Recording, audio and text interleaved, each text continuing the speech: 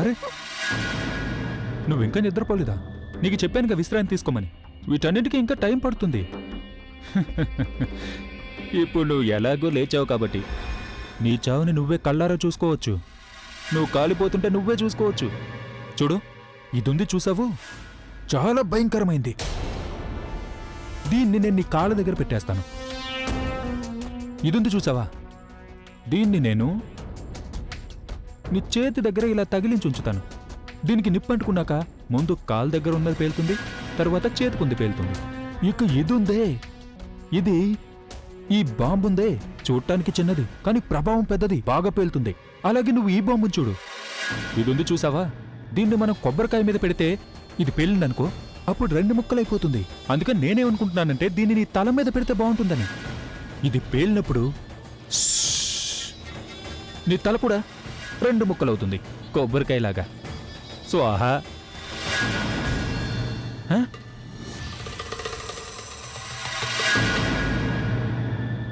ఈ విజయ్ ఎక్కడికి వెళ్ళిపోయాడు? ఎక్కడైనా ఉంటే పర్లేదు, కానీ మాయమైపోతేనే నాకు చాలా కంగారు పెరిగిపోతుంది. రాజుగారు, మీరిక్కడ ఒంటరిగా ఏం చేస్తున్నారు? రాక్షసుని తలుచుకుంటే వాడి అమ్మమ్మ వచ్చేసింది వెంటనే. నువ్వేమనుకుంటున్నావు నేను అక్కడికి వెళ్ళి అందరితో కలిసి టైం పాస్ చేస్తున్నాననే? అరే, టైం పాస్ చేయమని ఎవరు చెప్పారు మీకు? ఆ ప్రజ్ఞ అసలు ఎక్కడ కనిపించడం లేదు నాకు. వెళ్ళి తన్ని వెతకచ్చు కదా. ఉంటేనే కదా కనిపిస్తుంది. ఉంటేనే కనిపిస్తుందా?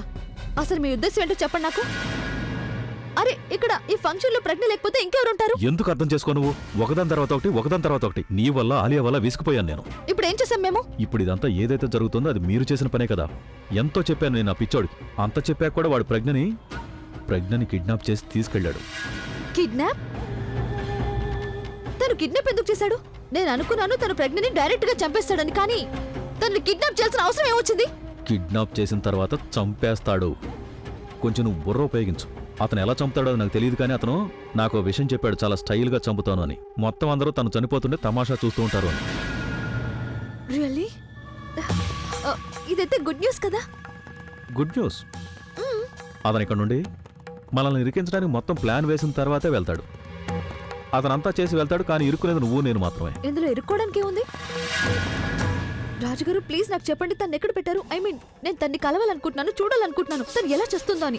ఎందుకంటే నేను కన్ఫర్మ్ చేసుకోవాలి తను నిజంగానే నా లైఫ్ నుండి వెళ్ళిపోతుందా లేదా అని. తన్ను ప్లీజ్, నువ్వు నీ ఆలోచనల్ని నీలోనే దాచిపెట్టుకో. ఈసారి తను చావాలని లోపలే ప్రార్థన చెయ్యి. అలా జరగలేదంటప్పుడు విజయ్ ఇరుక్కుంటాడు, తనతో పాటు మనం కూడా ఇరుక్కుంటాం. ప్రజ్ఞ బతికిపోయిందంటే అప్పుడు ఎవరిని వదిలిపెట్టదు. పెద్దేదో ఆనందిస్తోంది. చావని వచ్చు కదా ముందు తన్ని. నాకు అసలు మంచి జరగడం లేదు, మంచిగా ఆలోచించే హక్కు కూడా లేదు. మంచి న్యూస్కి ఎందుకు ఇంత టెన్షన్ పడుతున్నారు వీళ్ళు? ఇక్కడ అందరూ రావణుని కాల్చడానికి ఎందుకు ఇంత టైం తీసుకుంటున్నారు? ఇతను కాలితేనే కదా అసలైన పార్టీ స్టార్ట్ అవుతుంది. ఏ రావణ, ఎందుకు అలా చూస్తున్నావు? ఈ రోజు వరకు నువ్వే అందరికంటే పెద్ద విలన్వి, అవునా? అందుకే మరి కాల్చాల్సి వస్తుంది. నువ్వు పూర్తిగా కాలిపోతే మేము ఇక్కడంతా పార్టీ స్టార్ట్ చేసుకుంటాం. అందుకే అలా గుడ్లప్పగించి చూడకుండా శ్రీరాముడి పేరు చెప్పి. నువ్వు ఇంకేమన్నా చెప్పాలా? ఇంకేమన్నా అబద్ధం చెప్పాలనుకుంటే చెప్పేయి. నేను చూడాలనుకుంటున్నాను నన్ను మోసం చేయడానికి నువ్వు ఎంత నీచానికి దిగజారగలవు అని. ఎందుకు ఆలియా, ఎందుకు నువ్వు ఇలా చేసావు? నీకు తెలుసు కదా నానమ్మ తర్వాత నీ ఒక్కదానిని కదా నేను పూర్తిగా నమ్మేది. ఏమన్నావు నువ్వు? ఈ మధ్య అన్నిటినీ మర్చిపోతున్నావా? అది చాలు. వాటిలో ఉన్న శక్తి విషయాన్ని గ్రహించి మనకు వివరిస్తాయి.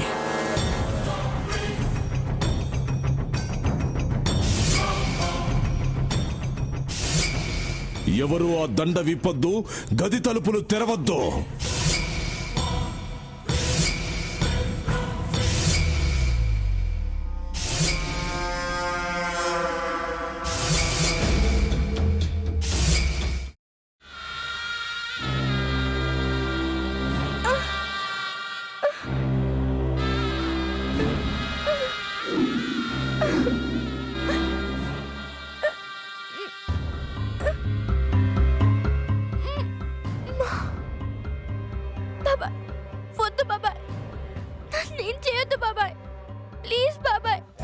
నీకు నిజం తెలిసినప్పుడే నా ఆలోచనలో నువ్వు చచ్చిపోయావు.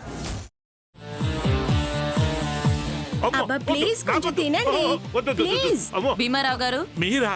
ఇగో మీరా కాదు సక్కుబాయ్. అవును, మీ పనామే లేచిపోయిందని చెప్పి కంప్లైంట్ ఇచ్చినావు కదా.